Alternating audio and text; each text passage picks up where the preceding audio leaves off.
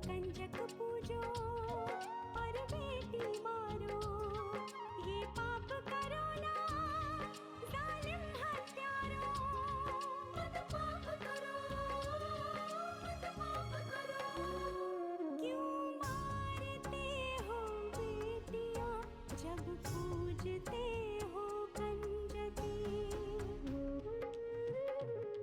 तुम्हें माँ ने जन्मा और दूध पिलाया, इस दूध का तुमने ये कर्ज चुकाया, ये कर्ज चुकाया। बेटी की हत्या का पाप कमाया। मत पाप करो, मत पाप करो। क्यों मारते हो बेटियां जब पूजते हो कंजकी। बिन बिटिया स्वर्ग अधूरा। ये जो तुझे बार बार डॉक्टर के पास लेकर जा रहे हैं ना, अगर तूने वहाँ एक भी शब्द बोला तो वो सांप याद है ना तुझे, है? इस बार का मामला पहले से भी ज्यादा गंभीर है। तुमने समधी जी के भतीजे पर उंगली उठाई है और यही नहीं, तुमने उसे हवालात भी पहुंचा दिया। मैं दुर्गम को उसके किए की सजा दिलवा कर ही रहूंगी। हम अच्छी तरीके से जानते हैं ये सब तुम हमसे बदला लेने के लिए कर रही हो। यही तो फर्क है आप में और लक्ष्मी में। अगर तुम आज कोर्ट जाते तो शायद तुम्हारे वहां जाने से लक्ष्मी को और हिम्मत मिलती। योर ऑनर, मेरे मुवक्किल ने दुर्गम सिंह पर यह आरोप लगाया है कि 24 अप्रैल की सुबह उसके साथ जबरदस्ती की गई और गला दबाकर मारने की भी कोशिश की गई। आई ऑब्जेक्ट योर ऑनर, मेरे मुवक्किल पर ये लोग झूठा इल्जाम लगा रहे हैं। बिल्कुल नहीं your honour. BA second year की परीक्षा के लिए सुबह 6 बजे जब अपने घर से निकली बस अड्डे के लिए, तो अंधेरे का फायदा उठाकर दुर्गम सिंह ने उसके साथ जबरदस्ती की।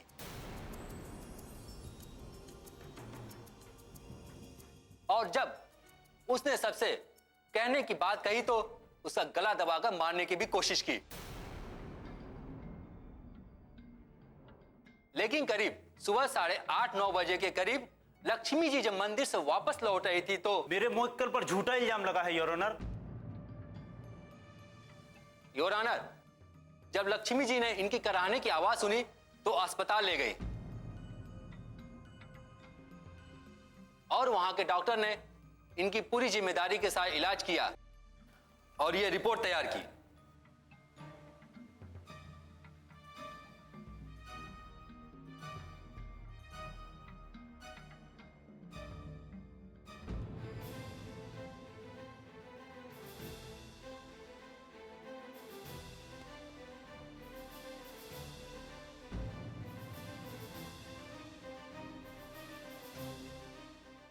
जज साहब, जिस दिन की ये बात कर रहे हैं दुर्गम सिंह बादलपुर गांव में था ही नहीं।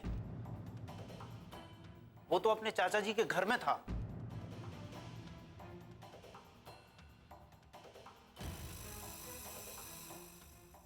योर ऑनर, यह सब तभी हुआ जब दुर्गम सिंह अपने चाचा जी के घर बादलपुर गांव से होकर जा रहे थे। जज साहब, ये लक्ष्मी ठाकुर मान सिंह के बेटे की छोड़ी हुई पत्नी है और आज उसी बात का बदला लेने के लिए, ठाकुर मान सिंह को परेशान करने के लिए किसी भी हद तक जा सकती हैं।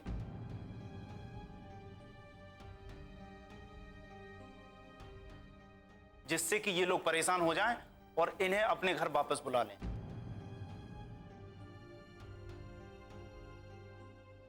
और इसलिए इन्होंने इस मालती के साथ मिलकर ये नाटक रचा। लेकिन इस फाइल में तो साफ साफ लिखा है कि जबरदस्ती की गई थी। हो सकता है हुई हो, लेकिन इसका अपराधी मेरा मुवक्किल नहीं है जज साहब।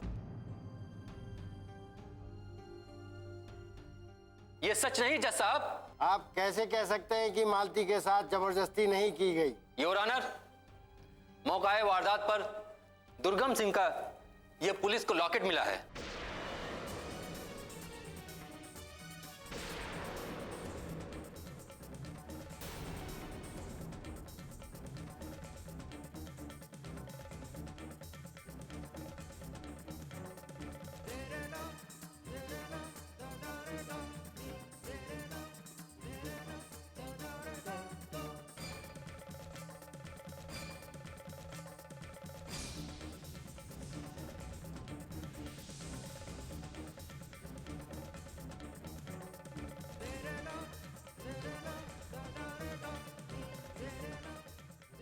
ये लॉकेट दुर्गम सिंह का है, इस बात का सबूत नहीं है इनके पास।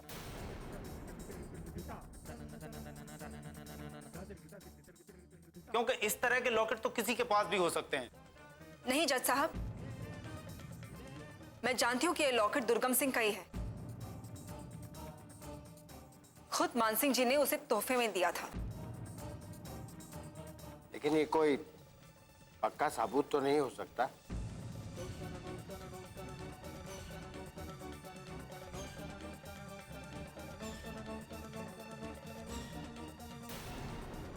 जज साहब, मेरे क्लाइंट को सांस की बीमारी है और एक बार रिमांड के समय सांस की बीमारी का अटैक भी आया था इन्हें।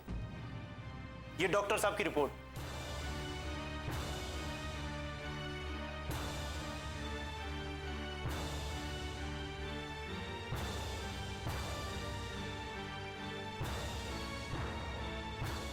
जज साहब, हमें पुलिस की तहकीकात से कोई परेशानी नहीं है, वो अपनी सबूत ढूंढती रहे, लेकिन मेरे क्लाइंट को बिना बात परेशान ना करे।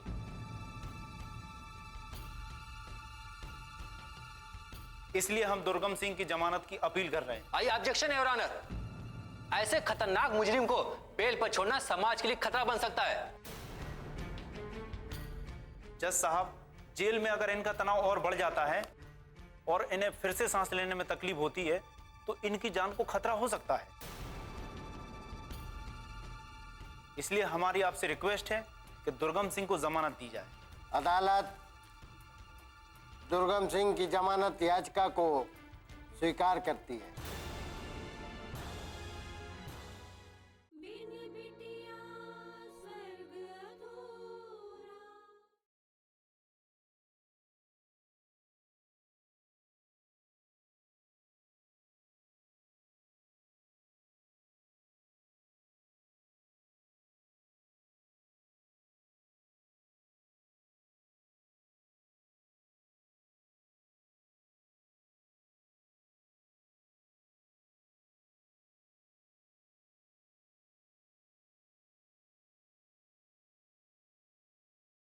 बिन बिटिया स्वर्ग अधूरा। बिन बिटिया स्वर्ग अधूरा। इसलिए हमारी आपसे रिक्वेस्ट है कि दुर्गम सिंह को जमानत दी जाए। अदालत दुर्गम सिंह की जमानत याचिका को स्वीकार करती है।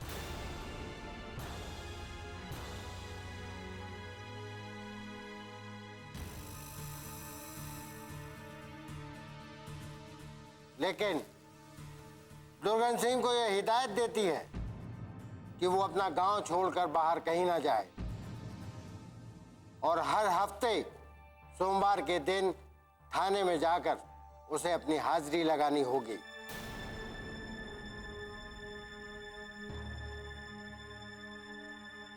साथ ही अदालत पुलिस को यह आदेश देती है कि वो अपनी तफ्तीश जारी रखते हुए दुर्गम सिंह का जल्द से जल्द मेडिकल जांच करावे और उसकी रिपोर्ट अगली सुनवाई में पेश करे। The court is urgent.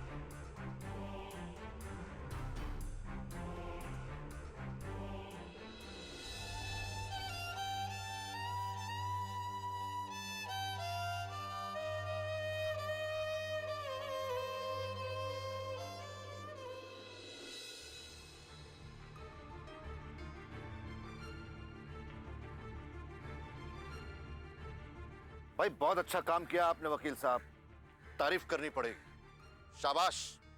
हमें लगता है कि आपको कोई ना कोई तोहफा तो देना ही पड़ेगा। क्या चाहिए आपको? समझ गए? सही समय आने पर देंगे आप। अब एक काम करिए आप, अंदर जाके बाकी के कागजात लेकर आइए, हम आपको यहीं मिलेंगे, ठीक है? जाइए।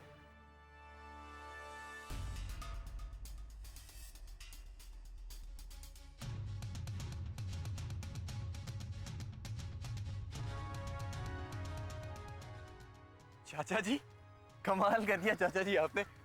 बेटा पैर मत छू, गले मिल। देख ली हमारी ताकत, छुड़ा लिया ना तुझे जमानत, मानता है ना? चाचा जी हमें पूरा भरोसा था कि आपसे कोई जीत ही नहीं सकता। बेटा तुझे तो हम पर पूरा भर।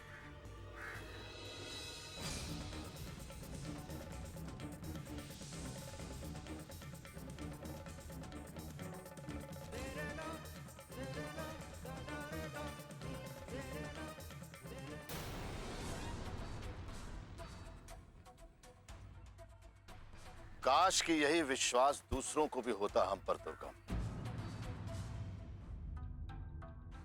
तो ये दिन भी नहीं देखना पड़ता। हमने तुमसे वादा किया था ना लक्ष्मी कि दुर्गम को छुड़ा लेंगे। देखो खड़ा है तुम्हारे सामने। बहुत घमंड था ना तुम्हें, टूट गया घमंड, निकल गई सारी हेकड़ी। क्या कहोगे उन गांव वालों से जो तुम्हें देवी समझते थे? इतना खुश हो रहे हो अपनी जीत पर दुर्गम? ये मत भूलो कि महिषासुर का यही घमंड भरा अट्टहास उसकी जान का कारण बन गया था। मां दुर्गा ने उसके अहंकार का विनाश करने के लिए उसका ही नाश कर दिया था। बस कहीं तुम्हारा भी यही हाल ना हो दुर्गम। ये पोथी पुराण की बातें अपने पास में रखो, ठाकुर साहब को सुनाना। हम अच्छी तरीके से समझते हैं, ना तो माँ दुर्गा यहाँ आएंगी ना माँ काली यहाँ आएंगी।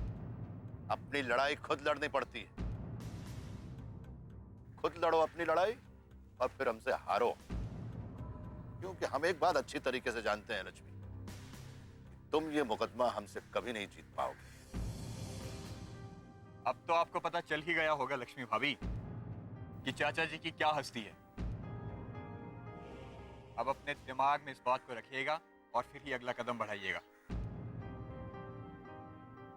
और तुम लोग भी सुन लो कान खोलकर,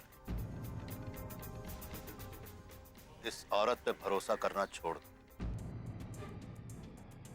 अगर इस पर भरोसा करती रही ना, तो जो ये बची खुची इज्जत है तुम दोनों की, ये भी जाती रहेगी।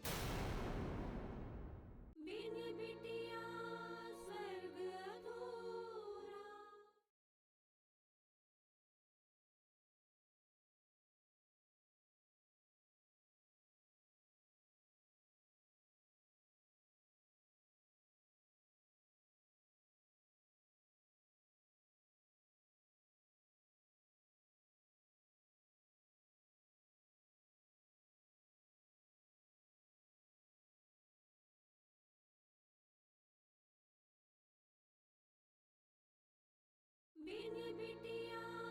बिन बिटिया स्वर्ग अधूरा।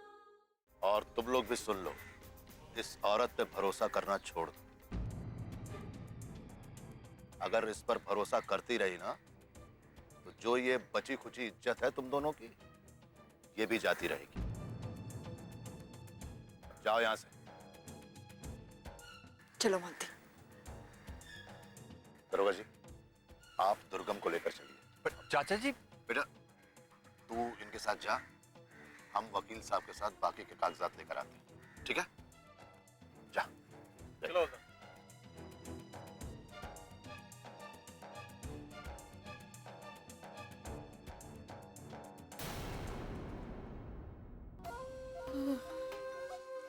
राम जी भला करे, पता नहीं कब पीछा छूटेगा इस मनहूस छोरी से। कोई उपाय भी तो नहीं सूझ रहा इसे घर से निकालने का। माँ बाप तो दोनों दीवाने हुए पड़े हैं छोरी के। अरे मैं करने क्या आई थी रसोई में? हाँ, पानी पीने। इस छोरी की वजह से ना सब कुछ भूलने लगी हूं मैं।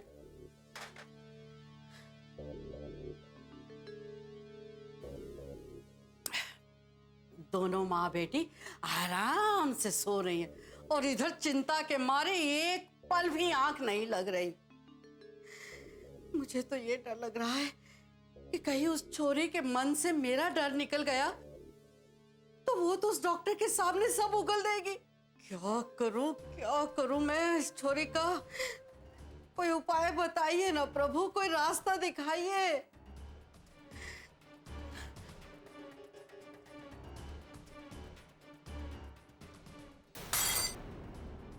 हे भगवान, ये क्या कर दिया गोदावरी तूने?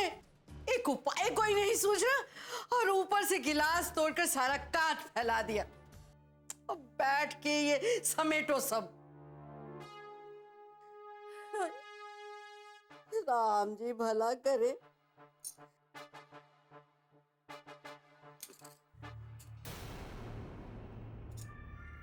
अरे वाह गोदावरी, क्या बात है, क्या योजना है भाई। जब ये गिलास टूट ही गया है तो कचरे के डिब्बे में जाने से पहले कुछ तो काम में आना चाहिए ना।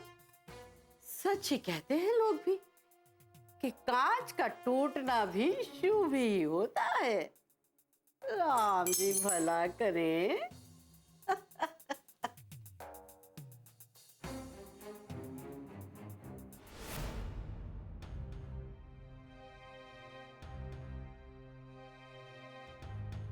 अब तक तो बाबूजी को आ जाना चाहिए था।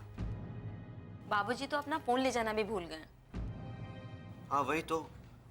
अब पता कैसे चलेगा कि वहाँ क्या फैसला हुआ? मुझे पता है क्या फैसला हुआ होगा। बेकार का बखेड़ा किया है। माँ, आप हरदम इतना उल्टा क्यों सोचती हैं? उल्टा सोचती हूँ लेकिन होता तो सही है ना। देखो पल्लवी, माँ जी बिल्कुल सही कह रही हैं। उन लोगों से जीतना इतना आसान नहीं होगा दीदी के लिए। वो लोग बहुत शातिर और चालाक लोग हैं। रहने दो मीनाक्षी, इन्हें तो अपनी माँ ही हमेशा गलत लगती है। कोई बात नहीं, बस आते ही होंगे वो दोनों, पता लग जाएगा क्या फैसला हुआ है।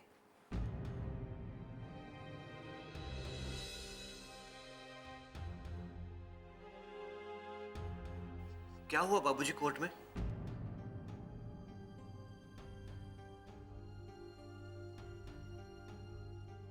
बाबूजी बताइए ना क्या हुआ।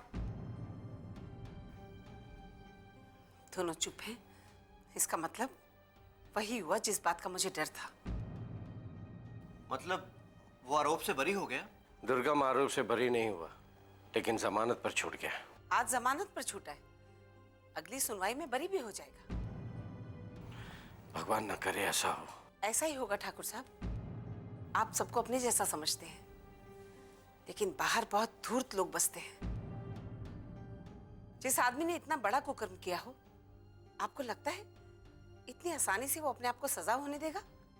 माँ, उसने धोखे से जमानत हासिल की है। अपने आप को बीमार बताकर अदालत को गुमराह किया है। क्योंकि वो जानता है अदालत सबूतों पर चलती है। हमसे गलती हो गई, अब हमें पक्की रणनीति बनानी होगी। बहुत मुश्किल होगा ठाकुर साहब। जमानत मिलने पर तो उसके हौसले और बुलंद हो गए होंगे। मुझे तो ये चिंता खाई जा रही है कि पता नहीं अब वो लोग क्या करेंगे। पहले तो काले समधी जी थे, लेकिन अब तो उनके साथ उनका शातिर भतीजा भी है। बिन बिटिया स्वर्ग अधूरा।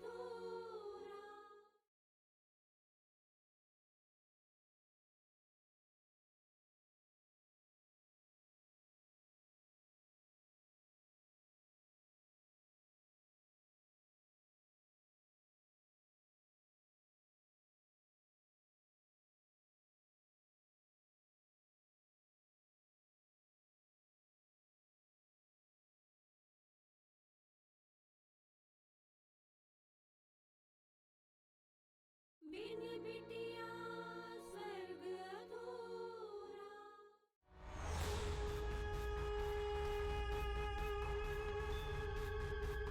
अब तो ये हथकड़ी खोल दो थानेदार साहब। हवलदार, हथकड़ी खोल दो।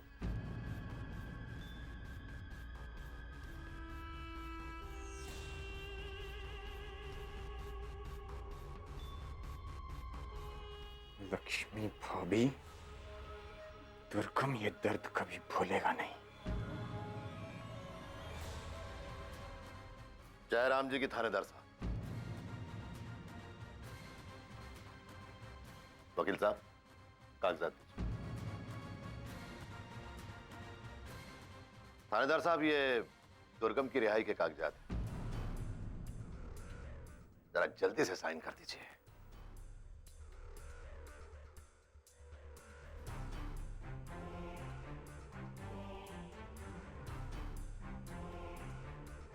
पहले ये साइन करेंगे। अरे हाँ, लीजिए, अभी अभी साइन करता हूं।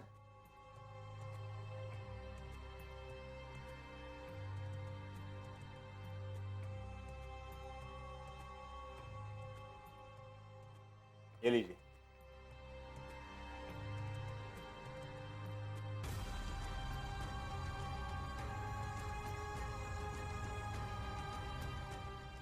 हवलदार, इसकी फाइल में नथी कर दो। वैसे थानेदार साहब, बहुत थोड़ा साथ रहा हमारा, लेकिन मैं आपको कभी भूलूंगा नहीं। बहुत याद आओगे आप। अभी सिर्फ जमानत हुई है, फैसला नहीं हुआ,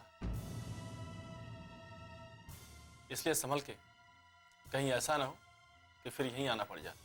थानेदार साहब, ऐसा तो अब आपके सपनों में भी नहीं होगा। चलिए चाचा जी। रुको, जो कुछ जज साहब ने बताया उसे ध्यान में रखना। फरार होने की कोशिश मत करना, वरना अच्छा नहीं होगा। अब तुम जा सकते हो। चल भतीजे, समय बर्बाद मत कर। थानेदार साहब, आज बहुत खुशी का दिन है। अपनी खुशियां कुछ लोगों में बांटनी है हमें। चल जल्दी। जयराम जी की थानेदार साहब।